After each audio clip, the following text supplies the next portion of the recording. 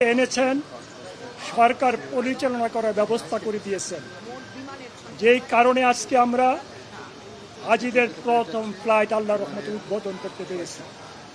এটা আল্লাহর রহমত, আল্লাহর দয়া। বিমান, বাংলাদেশ বিমান, পর্যটন মন্ত্রণালয় এবং ধর্ম মন্ত্রণালয় একসাথে হয়ে যে কাজ করেছে হাজিদের জন্যে, আমি অভিভূত, আমি কৃতজ্ঞ।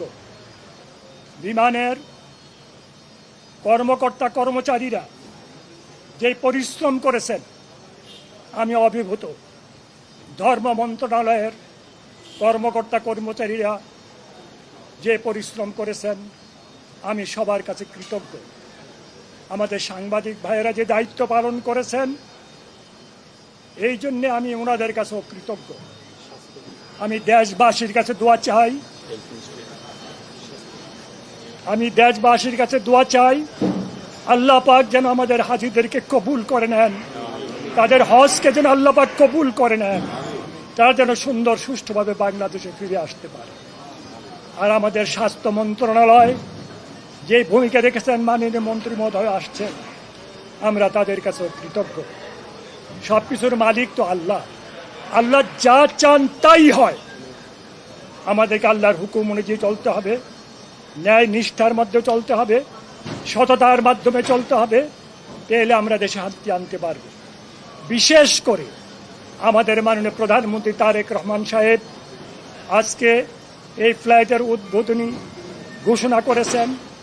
উনি যে পরিশ্রম করেছেন, যেভাবে উনি হেঁটে হেঁটে প্লেনের এক প্রান্ত থেকে আরেক প্রান্ত পর্যন্ত গিয়েছেন, হাজি ক্যাম্পে গিয়ে হাজিদের সাথে কৌশল বিনিময় করেছেন, আমরা সবাই উনার কাছে কৃতজ্ঞ, আমরা ঋণী। আল্লাহ উনাকে নেক হায়াত দান করুক, আল্লাহ উনার জিম্মাদার আল্লাহ পাক হয়ে যাক, উনার জান মাল ইজ্জতের হেফাজত আল্লাহ পাক করুক। আপনারা দোয়া করবেন। আপনাদেরকে ধন্যবাদ জানিয়ে আমি আবার বক্তব্য শেষ করছি। সবাইকে ধন্যবাদ।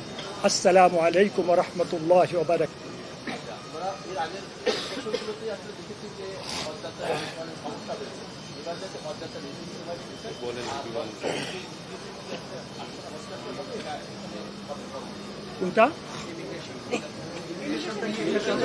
আমি আপনাদেরকে এতটুকু কথা দিতে পারি, আমাদের মাননীয় প্রধানমন্ত্রী তারেক রহমান সাহেব আমাদেরকে কামলা হিসাবে নিয়োগ দিয়েছেন। হজের উন্নয়নের জন্য যা প্রয়োজন তাই করা হবে।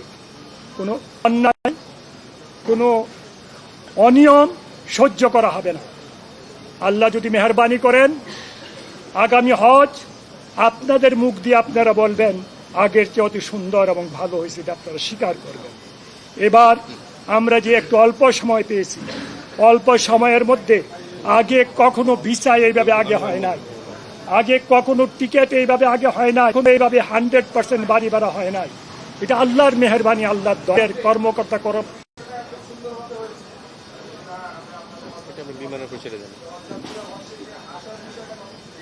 আমার বিশ্বাস, আমার বিমানের ভাইয়েরা বোনেরা যে অক্লান্ত পরিশ্রম করছে, সৌদি এয়ারলাইনের ভাইয়েরা বোনেরা যে পরিশ্রম করছে, আসার বিষয়টা অত্যন্ত সুন্দর হবে ইনশাআল্লাহ।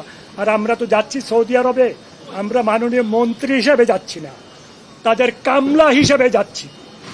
তাদের কাজ করার জন্য আমরা যাব, তাদের খেদমত করার জন্য যাব। আপনাদেরকে অনেক অনেক ধন্যবাদ।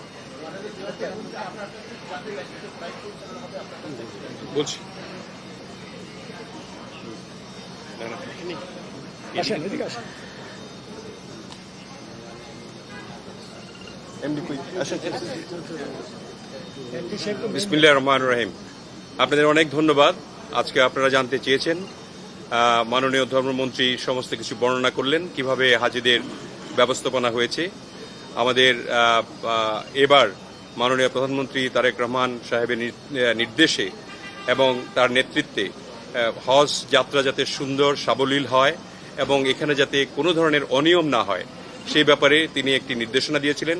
সেই নির্দেশনা মোতাবেক আমাদের একজন প্রতিনিধিও পাঠানো হচ্ছে মাননীয় মন্ত্রীর সঙ্গে, একজন মাননীয় এমপি মহোদয়কে পাঠানো হচ্ছে, শামীম কায়সারকে। সেই সঙ্গে আমাদের যে বিমানের তরফ থেকে আমাদের ব্যাপারে বিমানের ব্যাপারে যে আজকে আমরা বলতে চাই, আমার সঙ্গে আমাদের বিমানের সেক্রেটারি সাহেব আছেন, বিমানের এমডি আছেন এবং সিভিল এভিয়েশনের চেয়ারম্যান সাহেব উপস্থিত রয়েছেন।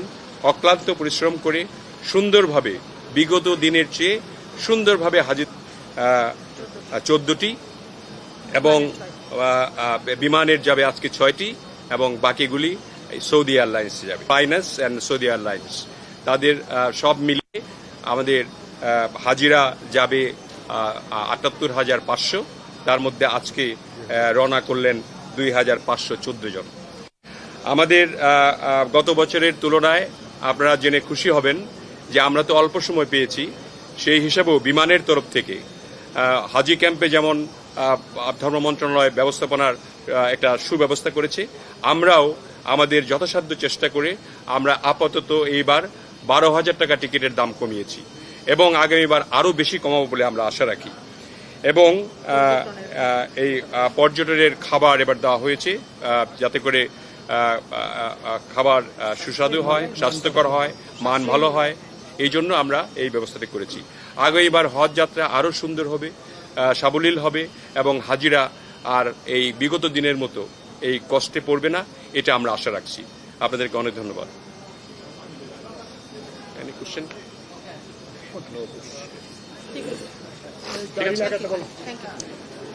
ঠিক আছে।